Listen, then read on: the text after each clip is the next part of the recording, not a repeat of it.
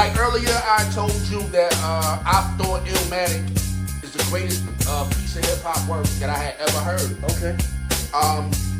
What would be yours? I'm gonna go with Doggystyle. Doggystyle? I gotta go with Doggystyle. I love Doggystyle. Everything about Doggystyle said to me, look, man, hip hop is here to stay.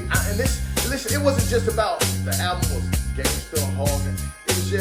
It was some of the smooth. But it was gangsta. And yeah, and it took it back though.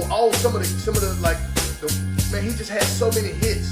And everything on that album was like the hit. Snoop was the biggest thing ever, I think, in hip hop. I don't think there's no one that was bigger than Snoop. You can make a strong case for that. And this is what I would say about Doggystyle, and this is why I hold it to high esteem. Like, I may not call it the greatest, but I will say I'm not mad at somebody else who call it the greatest. Right. To me, it was one of the most well-produced albums ever. It was. Man. The production on that was phenomenal. It was the Chronic Part 2. Woo. You know what I mean? Like before the Chronic 2001. Yeah. Doggystyle was a continuation from what the Chronic had done. And it was raw and well produced. It was like Dre was growing as producer, so the beats were more polished.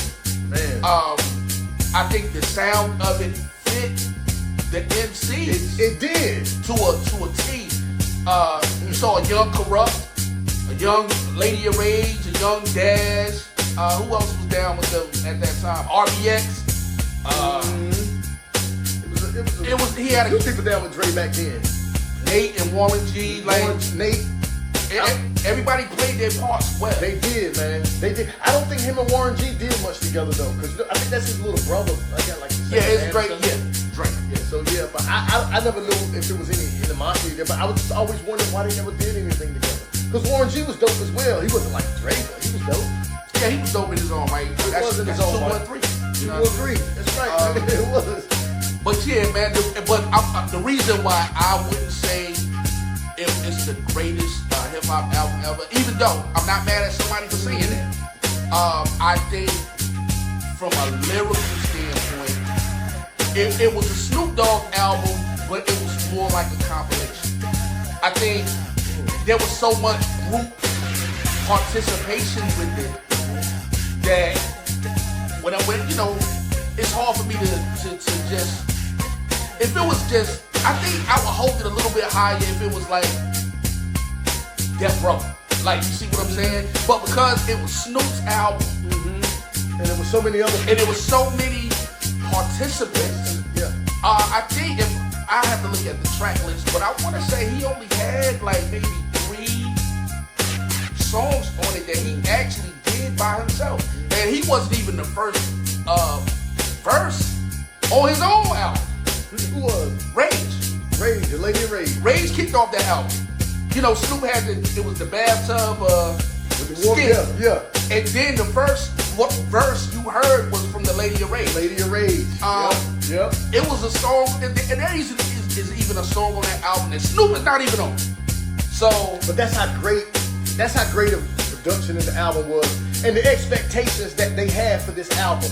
I think that Dr. Dre put this album together like this for a reason, but he allowed Snoop to use his creativity because look, you gotta think Snoop he come in and he was just he just could do it. But you gotta ask yourself the question: was it Snoop's creativity or was it Dr. Dre's creativity? I think it was both because I think that Snoop was allowed to do whatever he wanted to do.